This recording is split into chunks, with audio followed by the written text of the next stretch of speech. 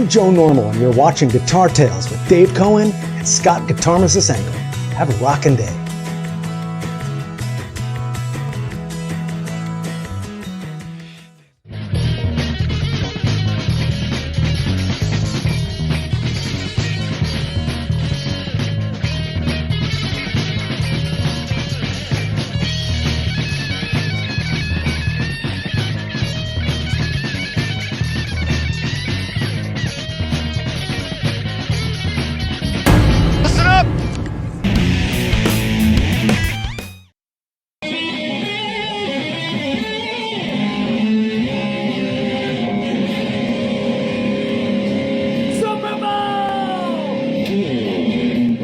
A Guitar Assist bumper. I don't know if it's legally a bumper, but I love that. I love when Scott does his recordings down in his cool studio in his house and gives them all to us. You just did one the other day that was fantastic. You really got a nice sound out of your guitar. But enough about Scott for the moment, because we'll see him in a second. This is our Super Bowl show. Someone who will not be there this year, who hasn't been there in a long time and won't be there for a long time, no doubt, as will the folks on Scott's shirt. But before we jump into our Super Bowl show, let's thank, as we always do, Mischief Studios over in Pennington, New Jersey, our great friend Charles Larita. Go there if you want your guitar fixed, if you want to record your guitar, or if you want to improve your game and start taking some lessons. Everything you need at Mischief Studios. And Scott, swipe on in if you could. I'm swiping. I was pushing buttons to make the show look professional. You were a bad swiper. I got my lighted guitar today, which is very Super Bowl-ish, very showy, and that's part of what the Super Bowl halftime show is all about. It is. I'm wearing my Joe Namath Jet jersey. Yeah. That is cool. So let me ask you this. Of the two teams we have on, which one is worse? Well, the Jets have historically been shitty. Yeah. I mean, what you know about, by the way, before we begin, what I don't know about sports and football can fit into a thimble. I know a lot about music, but not a whole hell of a lot about sports. The reason I became a Jet fan is because back when I was a kid, Joe Namath was on TV every 2 seconds. Yep. He was on talk shows. He was on Mike Douglas' show. He was doing Noxema commercials. He was on the Brady Bunch. Mike who? And I'm like, that guy's wearing a fur coat. I want to root for that guy's team. Yeah. And the next thing I know, I got a Jets jacket, and it's been hell ever since. That's very nice. Did you hear me? I said, Mike who? Who's Mike Douglas? Mike Douglas, he's legendary. How dare you? Yeah, he is. So we're going to have fun because I have in front of me, Scott sent me this cool email right here. It's very long. And this is a cool compendium. Here we go. Here's maybe one of the most iconic. Wow, you printed everything. Well, we got all those pictures in the system here to put them up nice and close. But the list is really cool. And I'm going to let Scott take over. But one thing that a lot of folks don't think about is the history of the halftime show, and that's what we're here to chat about. And Scott's little list starts in 1967, and I think you correct me if I'm wrong. What year is it that the two leagues actually started doing a Super Bowl? Is that 67? That's a sports question. Ask me when the Fender Strat came out. That's right. Because I know that when Joe Namath in 69 was in it, that was one of the first years when you had AFC versus NFC. Yeah. But there was a time when that didn't exist. That is correct. Yeah. Yeah. But the list we're also going to, since there's so many, Super Bowl halftime shows, and a lot of them are terrible. Our job tonight is not really to critique each show. Right. We may talk a little bit about some of the hokier ones and some of the better ones, but I'm thinking we concentrate, since we're a guitar-oriented show, concentrate on some of the gear and some of the guitars that were being used for those shows. Yep. Watching a Super Bowl halftime show with me is kind of weird. Everybody's like, "Wow, they're lip syncing. Wow, those dancers are really great." I'm like, wow, look at that Strat. That's right. I know. That's what I'm all about. But wow, look at that bass. But I want to know if they're really playing. And a lot of the times when I watch, I'm trying to figure out, if they're really playing, because sometimes they could guitar sync the way you might lip sync. Yeah. And I have trouble telling sometimes. Yeah, I think you'll find that the more pop music you are, the more of a chance that you're going to be lip Yes. syncing, because you're dancing around like crazy with sharks and stuff, with people in shark costumes, I know. and you're out of breath. You can't sing the song when you're out of breath. And depending upon where the Super Bowl is, the weather. I mean, you played at Giants Stadium when it was like 1 degree outside, Yeah, and that's not easy. it was literally 37 degrees. Maybe I'll put a picture up of that. It was so cold. Yeah. We were living on Bud Lights, and there was no heater on stage. It was freezing. I was playing with gloves on. Anyway, that was Bud Light, I said. So what I'm going to do is I'm going to scroll the Super Bowl years here per decade. So this is the 60s, and it should coming up here. So you can see primarily all these Super Bowl halftime shows are marching bands. Nearly all of them are marching. In fact, all of them are marching bands. They are. And, you know, I was saying to you before the show, and the running joke, of course, is when we chat, it's a show. But we have to give them a pass because that was Americana, right?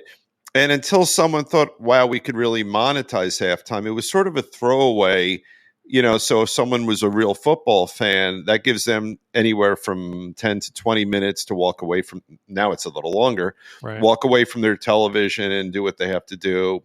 So these really boring looking halftime shows are okay, because you think about if you watch a high school football game for your kids, halftime isn't interesting. Even in college, it's really not interesting. Not unless Junior's on the drum set or something, or right, exactly different. So the 60s were kind of like, Sleep City. You're not going to see any really cool Stratocasters in the 60s. No, as far as a halftime show goes. Right. If you want to see cool instruments from the 60s, you got to check out the Woodstock show. You'll see a lot of old vintage instruments on that thing. So then we move into the 70s. Now you're going to see some names. There's Carol Channing from Broadway, right? Al Hirt, the famous New Orleans musician. Lionel Doc Hampton, Severinsen. Doc Severinsen. Musician. But again, primarily marching band type things. And then they brought in a couple of Hold on, stars. before we lose it. Anita Bryant. Yeah. Orange juice is not just for breakfast anymore. She ran into trouble somewhere along the line. I forgot. She did. She was horrible. She had very socially backwards thinking, and I'm very comfortable saying that. I'm no fan. Okay. I don't think she's with us anymore, but yeah probably not. University of Texas Marching Band, Grambling State Marching Band, but then every once in a while, and then we had the Bicentennial. Right. They did this little hokey Up With People thing. I watched that. That's almost unwatchable. Right. Very hokey, but very safe. And then, but no one's thinking about selling commercials for $3 million a second. Not at all. And then at some point, Disney got involved and started producing the shows, and they got even hokier. Wow.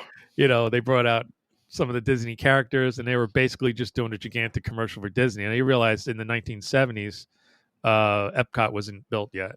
So they would take the opportunity, especially if it was in LA.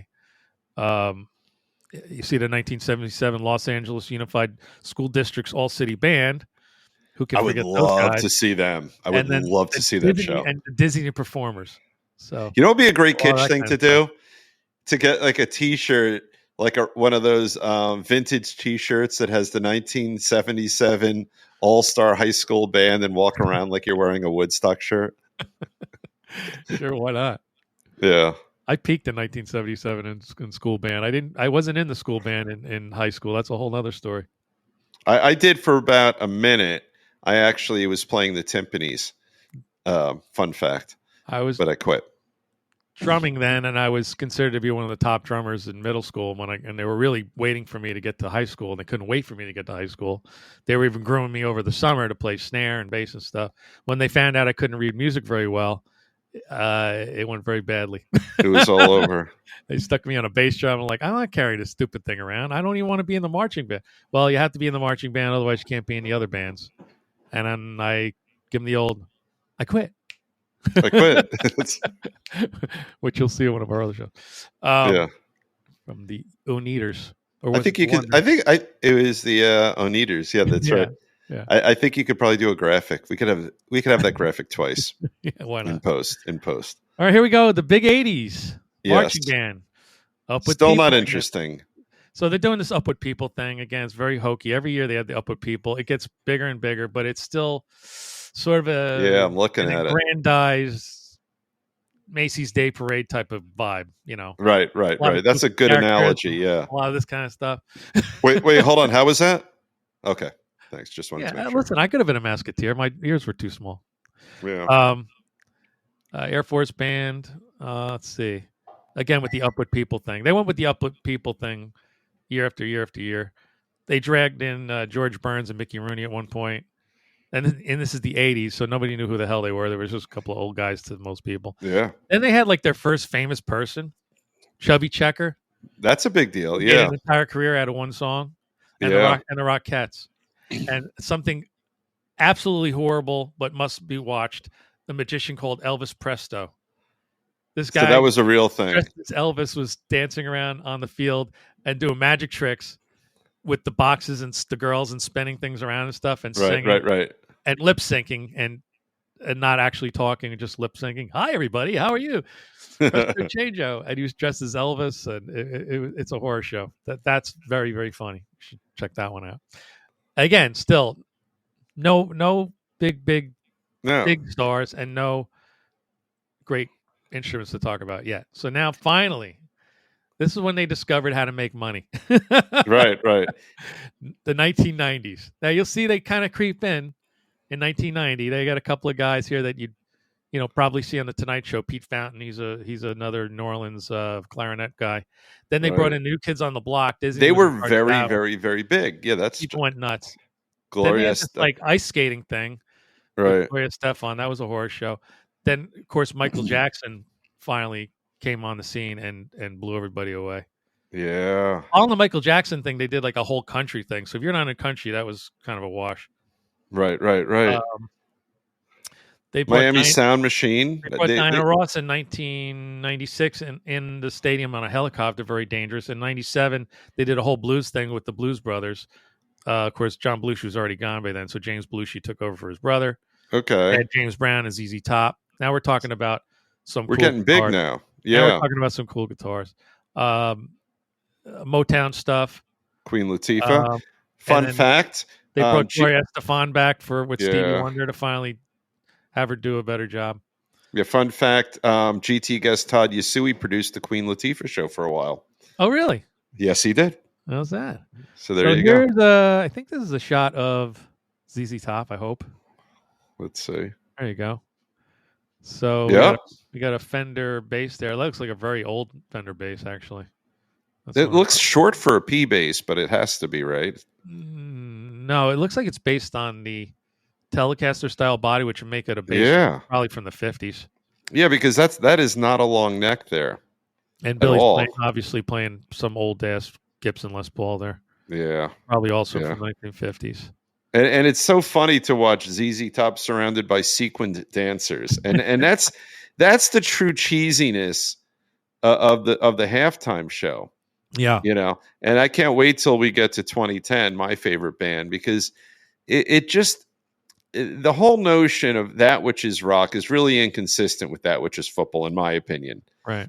There are certain rock bands who are sort of, they portend to be macho, the Kid Rocks of the world. Right. He acts macho, but the British Invasion folks, Mick Jagger is 90 pounds, soaking wet. Yeah. And so the Mick slinking around the stage is sort of, in my view, inconsistent with sort of the machismo of a football game, and yet we all love the Stones. Absolutely. So as you can see now, they're having some success and they're making some money. There's some names here that people recognize, right? And they're in for. The Blues Brothers thing, that may seem a little out of place, but there was the movie The Blues Brothers 2000 came out that year. Yeah. And again, they were trying to promote that film, and it really tanked. And then we have the 2000s. And we start off the 2000s with Phil Collins, Christina Aguilera, Enrique Iglesias. These are big names now. We're getting big names here. Aerosmith, Britney Spears, Mary J. Blige. Now you can see now the U2 came in 2002 and did sort of a tribute to 9/11. That was great. Shania Twain, no doubt, Sting. Janet Jackson and the famous Nipplegate. I didn't call it that. That's what the media called it. It is. And by the way, there's no way that wasn't planned. Paul McCartney, Rolling Stones, Prince, of course. We'll get to that. Look at you just walking by my comment there. You're just letting it go. I'm reading them the ticker. Yeah. Tom Petty, Bruce and the E Street Band, 2010 Your Boys The Who.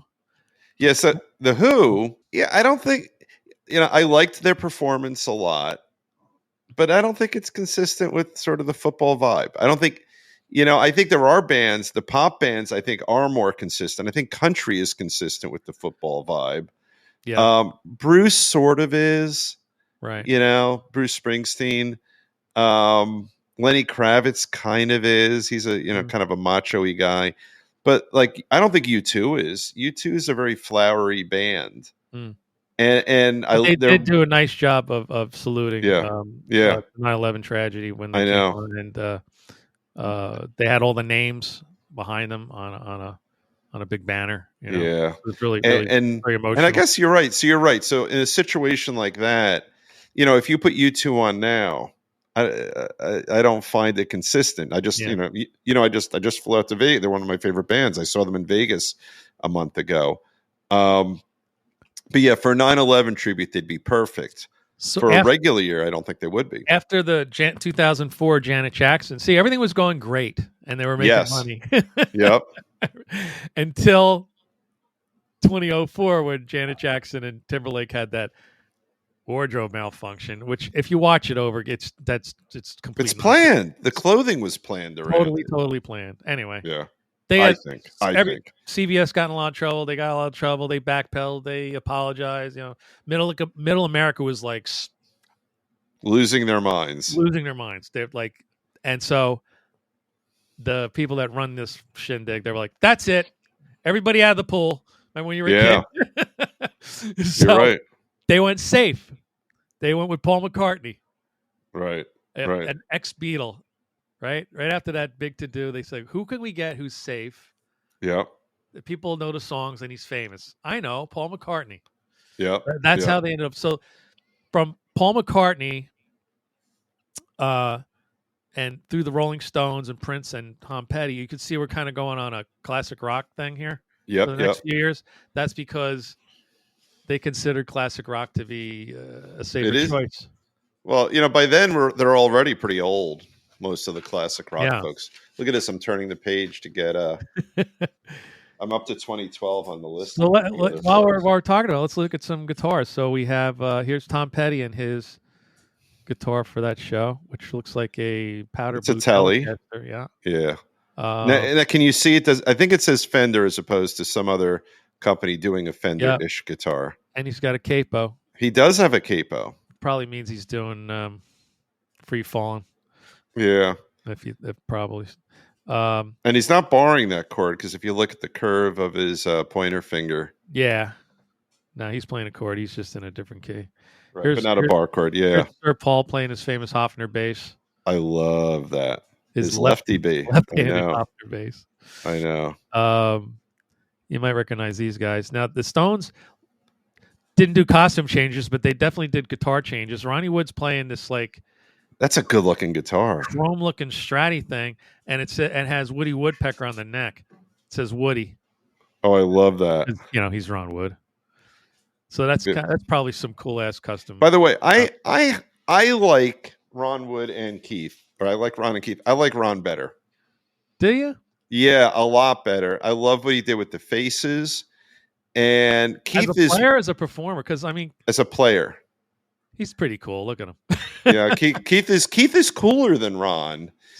But when I listen to their sound, and there's something about Ron's playing that I've always really loved, and I'm a big fan of the faces. And I always forget if the faces are the same as the small faces or if there's overlap. Ronnie Lane was in the small faces, I think. I think so, yeah. But and then Rod led the faces, and the Who's Kenny Jones was in them too. But Ron was, until Rod stole him, and there's no hard feelings, or the Stones stole Ron Wood from Rod Stewart, and Rod has no hard feelings. I've heard him in interviews because they're so huge. But I think I like his playing more than Keith's, and I love them both.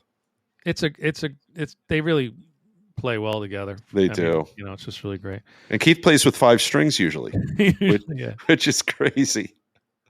So there's Keith. He's playing I looked this up. That is a 1959 Gibson ES?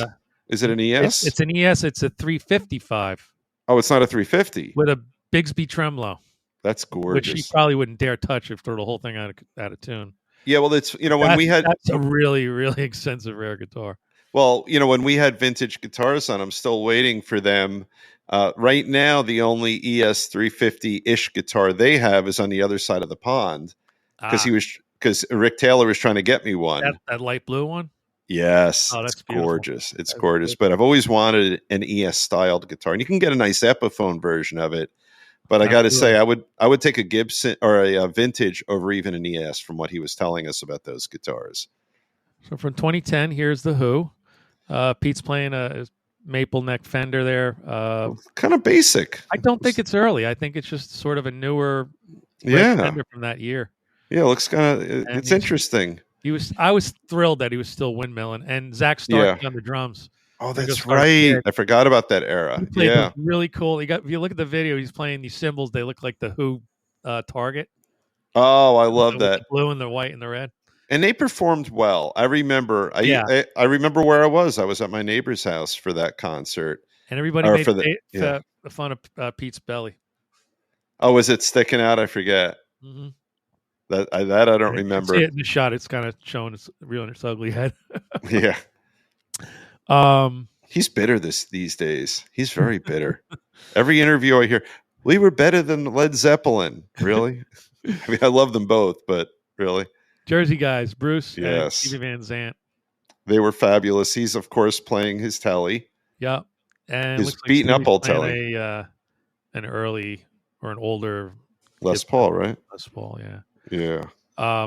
Maybe it's a good time to tell my Steve Van Zandt Sopranos story because the Sopranos are celebrating their 25th, right? Anniversary. Yeah.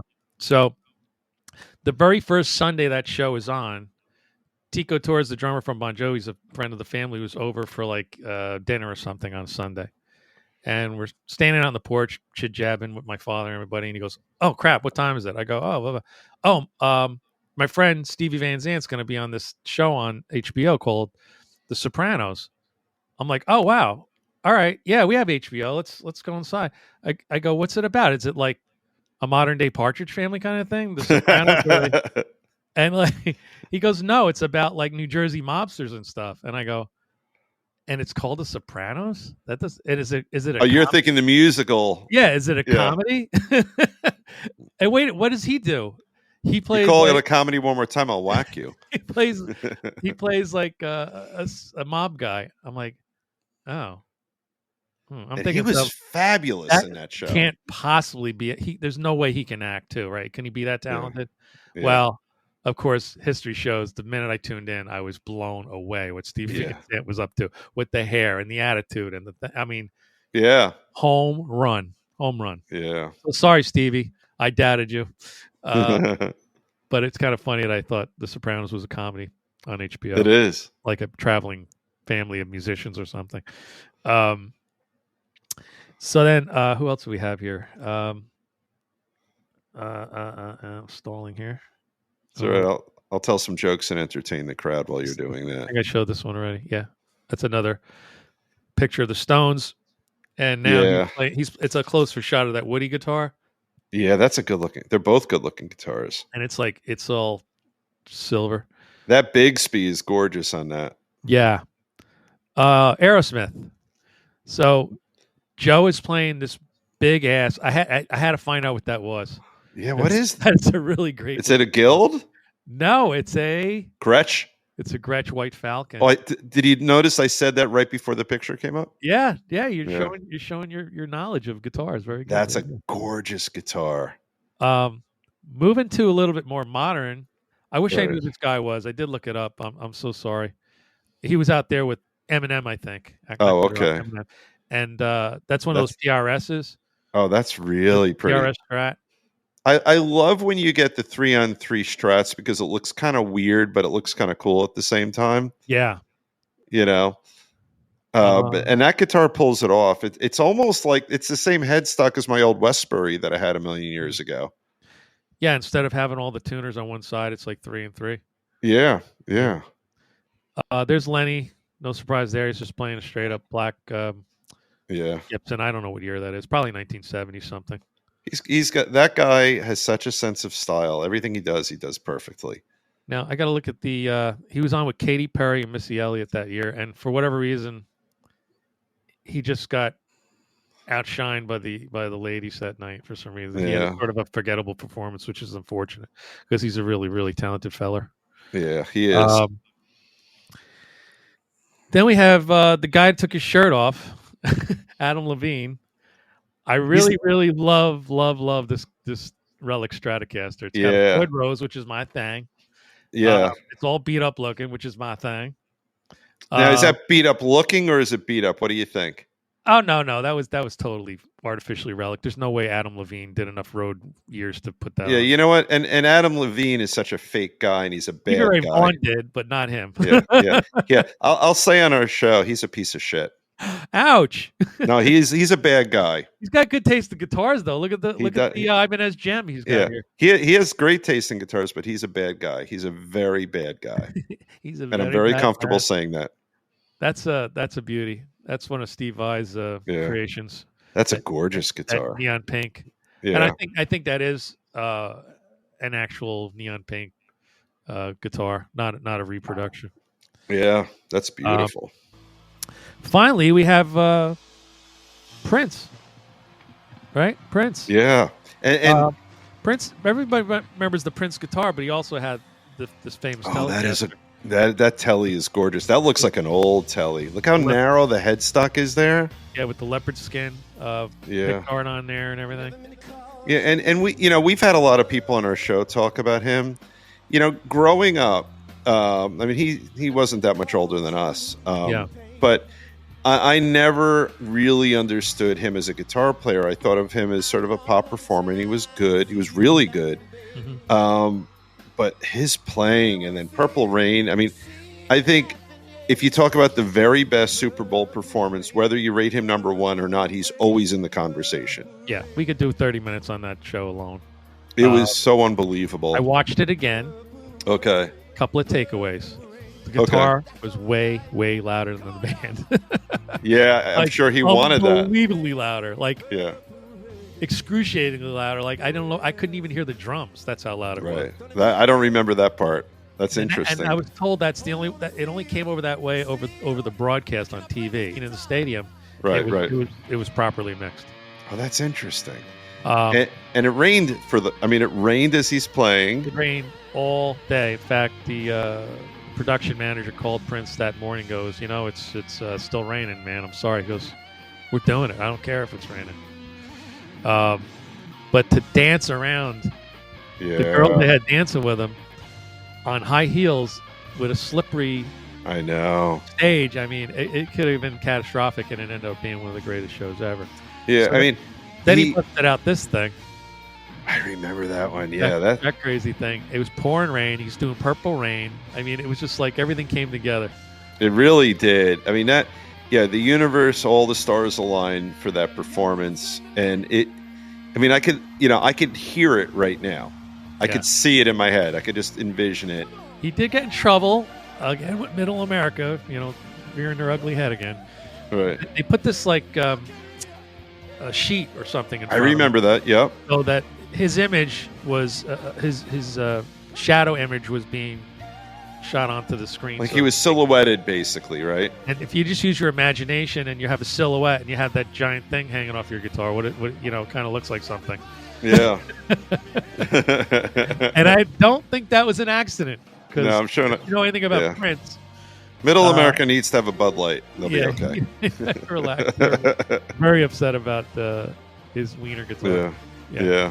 So, and so this year we have Usher. It was a great performer. Maybe we'll see some. Yep.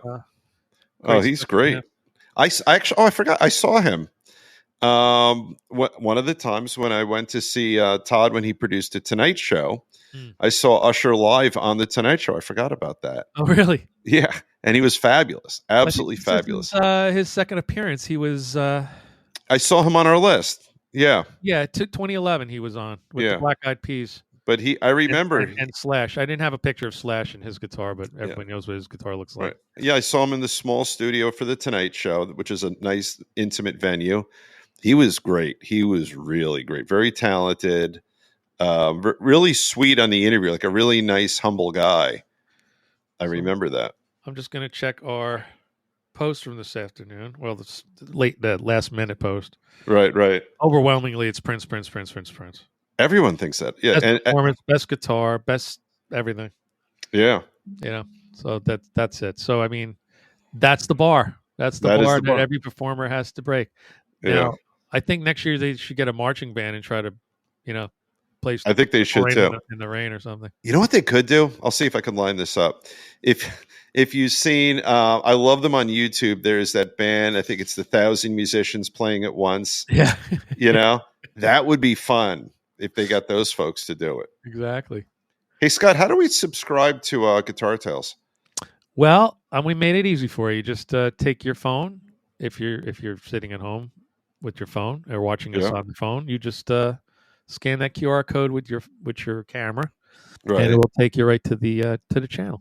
That's fabulous. Once you're there, you hit subscribe, hit the notifications bell, because this season is heating up. I can't even. We can't say about who's coming on, but we got some really, really great guests coming on. We're in talks to have someone on. We're 5 or 6 or 7 generations, maybe not 7, 6 generations of people will know this guest, and we'll be excited that we have him or her on. Yes. So we're very excited about that, and we're grateful for the friends of the show who are helping make it happen. So we're excited about that. Yeah, we will definitely be gushing and thanking you. We can't say anything right now. We also have a new sponsor in the works. You guys are going to love that. I know. We went by that person's shop last night together. We did. So it should be good. All the shows are still streaming every Thursday, the catalog, until we're sort of caught up. And then maybe we'll just, stream the most recent show every Thursday. Yeah. Or every other Thursday, whenever we do. We're almost caught up. 3 irons in the fire with big guests and a couple of intermezzo shows, as we call them. We They're do. 30 minutes apiece, and that's pretty much where we are right now. We're at the mark. We are. And I guess this is a good time for us both to sign out. Say goodnight, Gracie. Good night, Gracie. This is going to air prior to the Super Bowl so that you can comment, share, like. Yeah, that's right. And we'll see how Usher does. That's right. I predict he'll do great. Me too. Well, have a good night, everyone. Yes, and we'll see you soon. All right, take care. Bye-bye.